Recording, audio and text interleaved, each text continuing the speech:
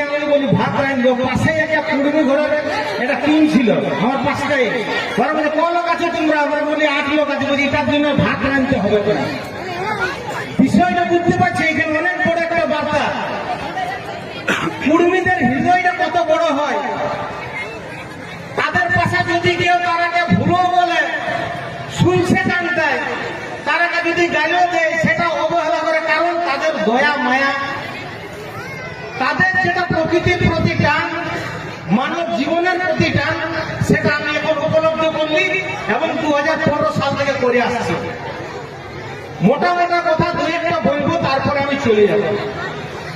জানি না এখন কেন্দ্রীয় কমিটির যে বৈঠক ছিল সেই বৈঠকে কি হলো, বিশেষ করে আমি বৈঠক গুলো বেশি যাইও নাই, কারণ সেই বৈঠকে যা হবে ভালো হবে এটা অন্তত আমি জানি। তো জানি না সেই বৈঠকে কি হয়েছে, তবে এইটুকুটা ইশারা বলে দিচ্ছি যে বিরাট মন্দির আছে, যদি কেউ বলে রাজনীতি করবো এবারে জঙ্গল মহলে, আর কিন্তু করতে দিব না।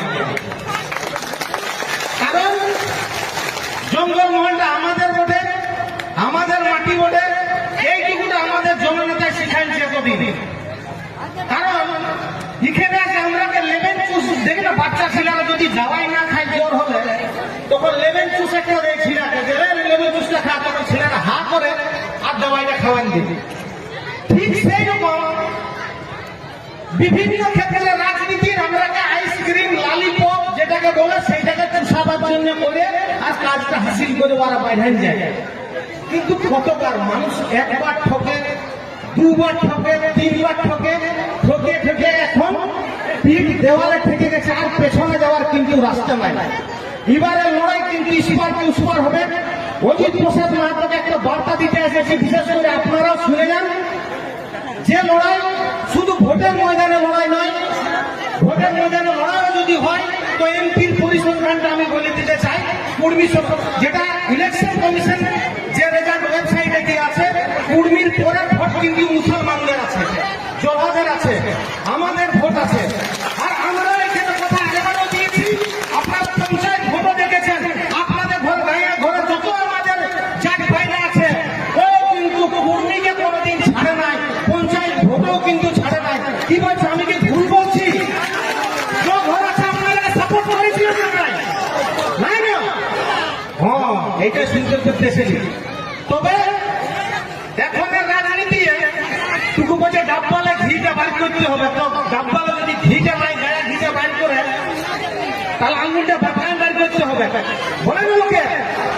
তো এটা অজিত প্রসাদ মাহাতো এখানে বসে আছে, এইবারে যে রাজনীতিটা হবে আঙুলকে বাঁকায় আমরা ঘিটা বার করবো নাই, পেনারা গরম করে দেবো, আঙুলটা ঘিটাকে গরম দিব, গোটায় ভেজে দিব। আমাদের মাটি, আমাদের ভোট, আমাদের লোক অর্ডার দিবে দিল্লি থেকে, অর্ডার দিবে কলকাতা থেকে। আমরা কিন্তু এই ভারতটা পঞ্চায়েত ভোটে বুঝে গেছি। আর আমি সোজা চোট ভোটের গল্প বলছি, সোজা চোট ভোট, মেন হচ্ছে ভোট। আমি জানি না এখানে সিদ্ধান্ত কি হয়েছে, কিন্তু আমি বলবো আমার তরফ থেকে দাবি, মেন চোট দিতে হবে। প্রয়োজনে আমরা পেছনে আসতে হবে এই ভোটের। কেউ আবার ঘুমিয়ে বসে আছে, কুর্মী সমাজের দিকে নির্দলটা আমরা আপনি ভোটটা কাটিয়ে জিতে যাবেন। আবার কেউ বলছে কিন্তু না দিলে তো আমরা জিতবো। তোমরা চিন্তা করতে থাকো, আমরা কি করবো। আদিবাসী কর্মী সমাজের মূল খুঁটি মূলমন্ত্রী আমাদের জননেতা কি করবে, গোটা বুঝার ক্ষমতা কলকাতা দিল্লির বাবুদের নাই।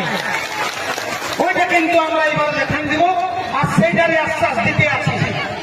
আপনাকে মাথায় রাখতে হবে যে হুলহুলির মাঠ, তোমরা কাছে আন্দোলন করে করে ঠকে গেছো নাকি? হ্যাঁ, একবার হুলহুলি নাই, একদম 10 বার হুলহুলির মাঠ কাটতে হবে, ঠিক না? একদম নেতৃত্ব যেটা বলবে সঠিক পথে আপনাদের কাটতে হবে, একদম আমাদের পজিশন, একদম পজিশনে চলে এসছে লড়াই।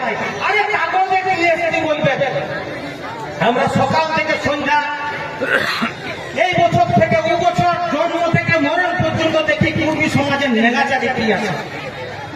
তাদের এক একটা চাল মনে দেয় তারা আদিবাসী, তারা এসটি, তাদের খাবার পদ্ধতি বলে, তাদের রহন দহনের পদ্ধতি বলে, চাষবাসের পদ্ধতি জানান দেয়, তারা এসটি। ঠিক তো, কাগজ তো দিতেই হবে, কাজে